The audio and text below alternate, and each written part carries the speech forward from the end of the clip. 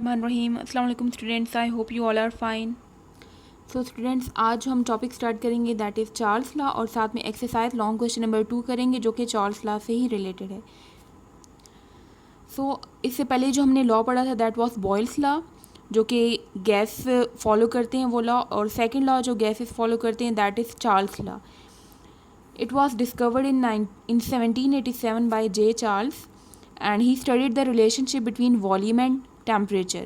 Boils ने relationship study किया था बिटवीन वॉल्यूम एंड प्रेशर और उसमें टेम्परेचर कांस्टेंट था, लेकिन चार्ल्स लॉ ने जो है वो रिलेशनशिप है बिटवीन वॉल्यूम एंड टेम्परेचर का और इसमें प्रेशर कांस्टेंट होगा। सो स्टेटमेंट देखते हैं। According to Charles law, volume of given mass of the gas is directly proportional to absolute temperature. According to Charles, volume जो होता है गैस का वो डायरेक्टली रिलेट करता है to its temperature. Means direct relationship क्या होता है कि अगर एक चीज़ हम इंक्रीज़ करेंगे तो दूसरी भी इंक्रीज़ होती है। तो यहाँ पे वॉल्यूम और टेम्परेचर का डायरेक्ट रिलेशनशिप है। मीन्स टेम्परेचर इंक्रीज़ करेंगे तो वॉल्यूम भी इंक्रीज़ होगा, टेम्परेचर कम करेंगे तो वॉल्यूम भी कम होगा। लेकिन इसकी कंडीशन क्या दी है कि pressure must be constant. Pressure constant होना चाहिए सिस्टम का, तब ये लॉ ओबे होगा। मैथमेटिकल एक्सप्रेशन इसका हम देखें तो क्या है, volume directly proportional to temperature. Volume के लिए सिंबल यूज़ होता है कैपिटल वी एंड टेम्परेचर के लिए कैपिटल टी। प्रोपोर्शनैलिटी का साइन हटाएंगे, कांस्टेंट लगाया यहाँ पे के कांस्टेंट है। एक ये एक्सप्रेशन आ गया v इज इक्वल्स टू के टी, यहाँ से टी यहाँ पे मल्टीप्लाई हो रहा है और दूसरी साइड पे जाके इसके साथ डिवाइड हो जाएगा। तो ये हमारे पास न्यू एक्सप्रेशन आया v by T is equals to constant. It means के इफ़ टेम्परेचर इंक्रीजेज, मीन्स के अगर टेम्परेचर चेंज हो रहा है T1 से T2 हो रहा है, पहले T1 था अब इंक्रीज़ होकर T2 हो गया, देन वॉल्यूम ऑल्सो इंक्रीजेज। तो वॉल्यूम में भी इंक्रीज़ आएगा, वॉल्यूम भी चेंज होगा। मीन्स के V1 था तो अब बढ़ के V2 हो गया। सो यहाँ से हमारे पास न्यू डेफिनेशन आती है चार्ल्स लॉ की। सो mathematical form of Charles law क्या होगी इसकी कि V1 by T1 is equals to के। V1 और T1 का जो रेशियो होगा वो कांस्टेंट होता है हमेशा, और अगर V1 से V2 हो गया, टेम्परेचर T1 से T2 हो गया, देन स्टिल इन दोनों का जो रेशियो होगा वो कांस्टेंट ही आएगा। सो ये दोनों एक्सप्रेशंस क्या हो जाएंगे, आपस में इक्वल हो जाएंगे। इसको एक्सपेरिमेंटली वेरीफाई करेंगे। अब तो एक्सपेरिमेंटल वेरिफिकेशन के लिए यहाँ पे एक सिलेंडर लिया और उसमें गैस मॉलिक्यूल्स इनक्लोज किए गए हैं। ये जो ब्लैक सर्कल्स हैं ये गैस मॉलिक्यूल्स को रिप्रेजेंट कर रहे हैं, और इसके ऊपर जो पिस्टन है ये फ्रिक्शनलेस है, मींस मूवेबल है, ये ऊपर नीचे इजीली मूव कर सकता है। तो इस केस में, इस कंडीशन में जो वॉल्यूम है गैस का वो है 50 सेंटीमीटर क्यूब।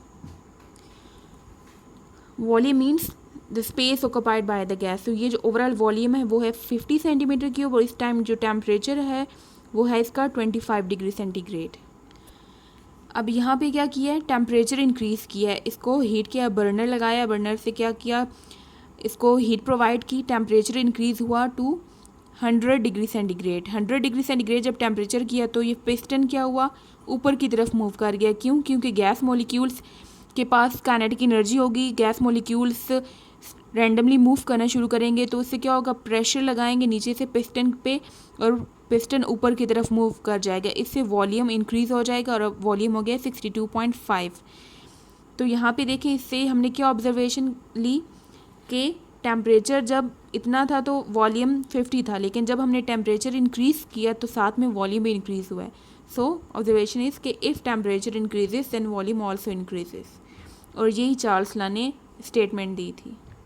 देन आपकी बुक के पेज नंबर 83 पे टेस्ट योरसेल्फ 5.3 से नीचे ये पिंक बॉक्स में इंफॉर्मेशन गिवन है regarding the units in which units body temperature is measured. So body temperature है, टेम्परेचर के डिफरेंट यूनिट्स होते हैं हमारे पास। इससे पहले जो हमने यूनिट्स पढ़ी, हमने केल्विन और डिग्री सेंटीग्रेड पढ़ा। थर्ड यूनिट जो बॉडी टेम्परेचर है वो मेजर किया जाता है फ़ारेनहाइट स्केल्स में। तो टेम्परेचर मेजर करने के लिए हमारे पास 3 स्केल्स होते हैं, डिग्री सेंटीग्रेड या सेल्सियस स्केल उसको कहते हैं, एक केल्विन स्केल होता है जिसमें टेम्परेचर केल्विन में मेजर किया जाता है, और एक फ़ारेनहाइट स्केल कहते हैं इसको, जिसमें temperature Fahrenheit means capital F होता है उसका यूनिट, उसमें मेजर किया जाता है। So normal body temperature Fahrenheit में हमारे पास होता है 98.6, और डिग्री सेंटीग्रेड में देखें तो 37 डिग्री सेंटीग्रेड जो हमारे बॉडी का नॉर्मल टेम्परेचर है। This is close to average normal atmospheric temperature. जो एवरेज एटमॉस्फेरिक टेम्परेचर है ये उसके बहुत क्लोज है। इन विंटर विंटर मीन्स सर्दियों में क्या होता है कि एटमॉस्फेरिक जो टेम्परेचर होता है, हमारे आसपास जो इन्वायरमेंट का टेम्परेचर होता है वो फॉल कर जाता है, कम होता है than that of body temperature.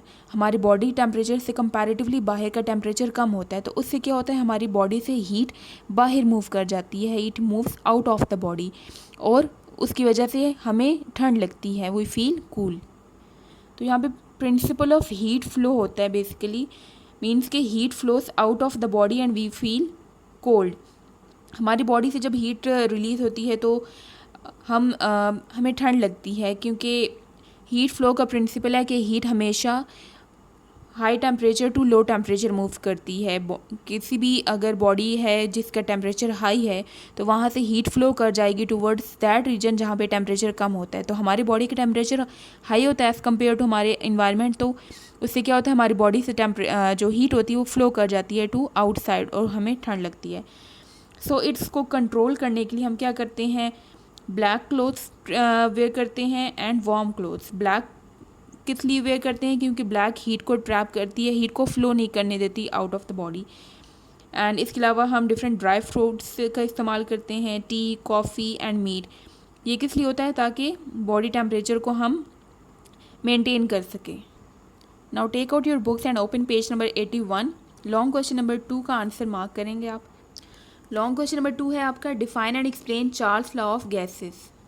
So page 81 पे चार्ल्स लॉ मेंशन है। यहाँ पे फर्स्ट इसकी हेडिंग आएगी डिस्कवरी की, और डिस्कवरी में यहाँ से लेके यहाँ तक आएगा इसमें कि मेन इसमें क्या है, J Charles in 1787 he discovered the relationship between pressure and temperature, volume and temperature. So ये आएगी इसमें। देन स्टेटमेंट की हेडिंग आएगी, उसमें आपने यहाँ से यहाँ तक लिखना है। एंड देन मैथमेटिकल एक्सप्रेशन की हेडिंग आपने देनी है, और इसमें आपने यहाँ से लेके एंड तक लिखना है। मैथमेटिकल एक्सप्रेशन में आपने यहाँ से लेके यहाँ तक लिखना है। देन पेज नंबर 82 पे आएंगे। यहाँ पे heading, main heading experimental verification of Charles law, और उसमें फर्स्ट यहाँ पे एक्सप्लेनेशन है एक्सपेरिमेंट की, एक्सपेरिमेंट लिख लें, एक्सप्लेनेशन है। एंड देन डायग्राम की हेडिंग डाल के आपने ये डायग्राम बनानी है। ऑब्जर्वेशन आपने लिखनी है, इसको आपने एरो नहीं डालना है, इसको फुल अपने फुल फॉर्म में लिखना है कि if volume increases temperature also increases.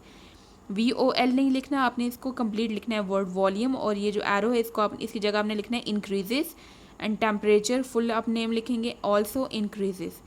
Result क्या है, hence Charles law is verified. तो यहाँ तक लॉन्ग क्वेश्चन नंबर 2 का आंसर है। सो आपका आज का होमवर्क है, learn the topic Charles law on page 81 to 83। Right and learn the exercise long question number 2 on your notebook. See you next time. अल्लाह हाफिज़।